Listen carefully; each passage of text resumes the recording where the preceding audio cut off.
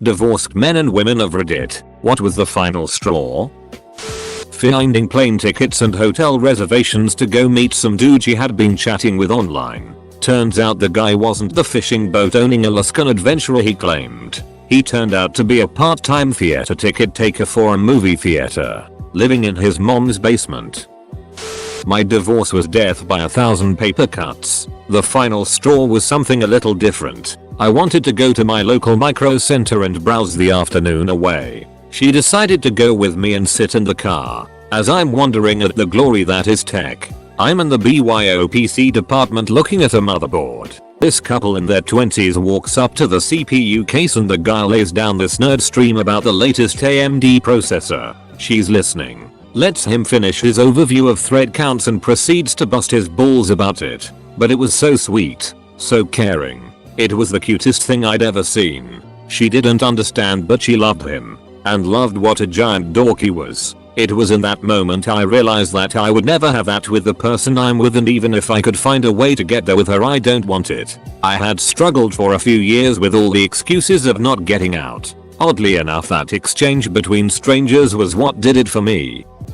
When I talked to his girlfriend on the phone and she didn't know he was married, I was going to get yelled at no matter what I did. Did the laundry, get yelled at for not folding the towels correctly, let her do the laundry, get yelled at for not doing the laundry. The final straw was I was sent to the grocery store for French cut green beans. They had French style green beans and cut style green beans. I spend more time than I care to admit scrutinizing the green bean aisle. I finally realized that green beans are 40 cents and I'm not taking an ass chewing over 40 cents. I bought both.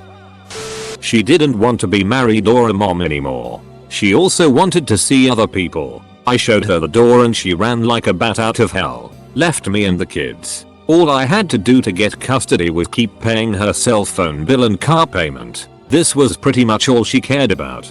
Too damn bad that was not part of the divorce agreement. I stopped paying the day after the divorce was final. I had just had my car repaired and repainted following his wrecking of the front end in a careless accident. He took it for a middle of the night joyride with his pot supplier buddy. While I slept unawares, he managed to accomplish the following. 1. Double parked in front of known drug dealer's house. 2. Caught the attention of a cop in a clearly marked SUV. 3. Drove 2 miles with cop following with lights and siren on. 4. Finally noticed cop and engaged in high-speed chase. 5. Totaled my car by crashing through a cornfield and into a duck-hind tractor. 6. Ran from the scene leaving an injured drug buddy behind. 7. Concocted idiotic scheme whereby he would pretend to have been carjacked. 8. Stabbed self in the chest with a goddamned pocket knife to lend credence to said scheme. 9. Suffered collapsed lung requiring hospitalization, followed by arrest. 10. Did not get visited in either hospital or jail by soon-to-be ex-wife. I didn't give a damn what happened to him, but I cried like a baby over the loss of my car.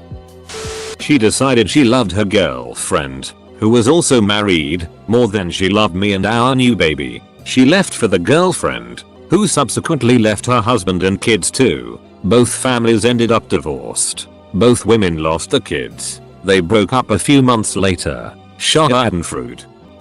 I've related this story on Reddit before, but my ex and I had separated over her cheating, and while I was considering options, she shot the family dog. She didn't take the dog out back and give it a bowl of food and put it down. She was laying in the bed, looked over at the dog, and decided it needed to be dead. So she shot it right there in the bed next to her. After that she took everything she could out of the house, but left the blood-stained mattress. She was 3 months pregnant and I was 5 months out to sea. I didn't even know I was getting a divorce. I received the divorce papers in the mail. My ex was in the Navy at the time, about to retire. Her last duty station was in Michigan. We had been in the DC area for about 12 years before the last transfer came. So I stayed in DC as our home was almost paid off, and after 3 years she would be back to settle here for good. Awesome. One of us would travel back and forth once a month. We had been together for about 10 years before we got married. About 3 months before her retirement I get the papers from the state of Michigan. In 30 days you're divorced. Apparently she talked to a JAG officer about her retirement and he suggested she divorce me so she wouldn't have to split her retirement check with me. Duck, I paid all the bills at the DC house and most of the ones at the Michigan house. I didn't want to fight, so divorced we got. I did keep all of my stuff. House, car, motorcycle, and she didn't ask for any of my business.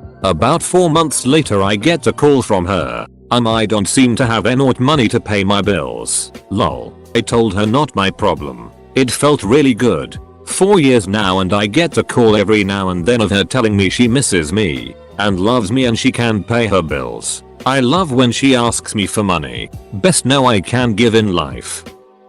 After this thread I'm going to go home and appreciate the yeti dinner she made for my ungrateful ass. Thanks Reddit. When my apartment neighbor asked me how I was okay with all of that. Okay with what? Oh, with being in an open marriage. I'm sorry. What now? Come again? Yeah. She told us you guys were in an open marriage when we saw her bringing guys home to your house while you were working. I'm sorry. What now? Come again? Awkward silence. Welp. Thanks for letting me know. Or I'd still be in the dark about this whole open marriage thing. Edit. Thank you to all of you for your perspectives and your kind words. Sincerely. For those of you who have, or are suffering, please don't give up on yourself, on who you are as a person. Try not to let it define you. There will be good days. Eventually, the pain will start to fade. Don't hesitate to reach out for help. You're not alone, and you should never feel as though you are. When she threatened divorce in a very sensitive argument, I paused, agreed, and stuck to it. Edit. As to not be misleading. This threat coupled with the discussion we were having at the time was the final straw. This sort of threat had been used before. She had just started a big new career and got it into her head she deserved an open marriage. We tested it for 3 days in which she had 3 new partners. She had zero empathy to the contrast in our individual capabilities to explore extramarital partners, and when I brought this up is when she snapped, let's just get a divorce. Then there were 2 things that stuck in my mind I just couldn't get past. But it was a lot of different things. I guess these 2 were the nails in the coffin. 1. Birthday dinner for my father-in-law. 5 minutes before we are leaving for dinner, my ex tells me, oh, dinner is just for our immediate family. I thought I was his family. It was very heartbreaking. 2. I spent a month caring for my dying grandmother, one of the most treasured people in my life. I was exhausted and devastated by the time she passed. I don't even remember the conversation, just his response of, I really need your support right now. Your grandma's death really messed me up. I realized I was alone in my marriage and that it wasn't ever going to change. I had to walk away for my own health and sanity. He got blind drunk at his birthday party and was trying to start fights, etc. So I got him home. Had the presence of mind to hide the car keys in the dryer. He wanted to go back out, so tore the whole house apart looking for them. Threatened me with a kitchen knife when I wouldn't give up their location. So yeah, marriage, good times, lol. She told me she was pregnant with another man's baby. Pretty easy decision. I caught her emailing him real estate listings. They were apparently shopping online for a house together. Convincing our children to drink their own urine. He decided to practice urine therapy and I was disgusted and started to prepare for divorce, but when he got the kids involved I immediately knew it was over. I was working night shift. She cheated on me with 5 men that she met on Tinder and ducking Craigslist. After I downloaded the contents of her phone I found she was talking to 18 and ducking 5. So yeah, divorced. I saw a crumpled up piece of paper on the floor. It was a letter to me she never intended to give me, a therapy tool, pouring out all our problems and a few I didn't know about. The upside is once we talked about it and realized neither of us wanted to be married anymore. The only feeling was a massive sense of relief all around. It was pretty amicable as far as divorces go. Edit. The cat had pulled the letter out of the trash can and was batting it around on the floor when I saw it. Edit 2. Since you zoned in the cat being the important part of the story. That particular cat was a temporary house guest and went home shortly after. But here's a poor quality pic of him chilling with my dog. We do have a daughter, me and the ex, not me and the cat, and every decision we made was with her well-being in mind. The part I left out, because it needlessly complicates the story, is 4 years after the divorce. We get along so well that we are cohabitating as platonic roommates. So our daughter gets both parents in the same house again, and there are 3 cats and a dog. When she refused to go back to marriage counseling because he makes me feel wicked because I won't stop seeing the other guy, there's pretty much nothing left to say. She threw my laptop on the floor, which caused the screen to break. I took the laptop into the bedroom to inspect it. I brought it back out to show it to her. She accused me of breaking the screen. Wasn't the first thing of mine she broke, nor the first time she made a ridiculous accusation. When she gave me the divorce papers, I was done after that. Husband was out of town on a business trip. I had a surgery scheduled for the same time. Had the surgery and there were complications. It was supposed to be a day surgery and I should have been home that evening. Ended up in the ICU for 2 days and the hospital for 4 more. My friend called my now ex-husband and told him that I almost died and was in ICU and he needed to come home. His reply: well, she didn't die, so I'll be home when my business trip is over. After he got home and I got home from the hospital, he was nice enough to leave the hotel invoice on our dresser, a room with 2 occupants. While temporarily separated from my dad, my mom had to unexpectedly leave the city and left my brother and I with her elder sister. Super sweet lady with a heart of gold. My mom had tried to contact my father but wasn't able to get a hold of him and left a message at his work and verbally told his parents. My dad was pissed that we weren't left in his care and filed for divorce that week. He wanted a legal agreement that could be enforced in order to guarantee that he got the time with his kids that he felt he deserved. So his reason to file for divorce, despite my parents trying to work things out at the time, was that he thought a divorce would give him more time with his kids and on his own terms. That wasn't the long or short term outcome. The catch here is the reason my mom left town that week was in order to take care of my dad's sister and her kids. My aunt was suffering from depression and her husband had to take a work trip and was worried about leaving her alone with the kids. So my mom dropped everything and went there. My dad knew all of this as it was communicated to his parents. My aunt attempted suicide while my mom was there and luckily my mom was able to intervene and save her life. So my mom was saving my dad's sister's life while my dad was filing for divorce. This story has been corroborated by both my parents. When she came home high on coke and attacked me in front of our toddler, I was scared to call the cops because I'm American and if cops get called to a domestic violence situation 9 times out of 10 the man gets arrested regardless of situation. But then she got body slammed by the police for trying to fight them and it was worth the risk just for that. My mother-in-law left her husband after he bought her a compost bin for her birthday. Edit. The compost bin was the last of a series of reminders that my Mill and Phil had very different values in life. They are still good friends and get together on Christmas, etc. It wasn't the final straw, but it was the first time divorce was mentioned. And it was the first time we admitted openly that we both wanted out. We were playing a Dan type board game and his character walked into a trap I'd set and took a massive amount of damage. He tried to institute his own version of take backsies. And when I refused because we were adults and he was cheating, he knocked the game board over and yelled, "That's it. That's the straw that broke the camel's back." I wanted divorce. Sadly, we worked things out and continued on through more miserable years until I eventually called it quits due to his online dating and his controlling behavior. That game still has a special place in my heart, though. I'll give you the last hours of my marriage. I believed I was a happily married guy. We were married for 5 years. No kids, thank God. Monday morning my wife states she's going shopping with her best friend Joyo. I decide to get them my upgrade for my phone. I get to the Verizon and her best friend is there, getting her phone switched over to a new phone. I ask to look at her phone to decide on my next phone and she hands me her phone. At that exact second my wife sends her this text: "Howdy girl. I'm going to meet Dave again.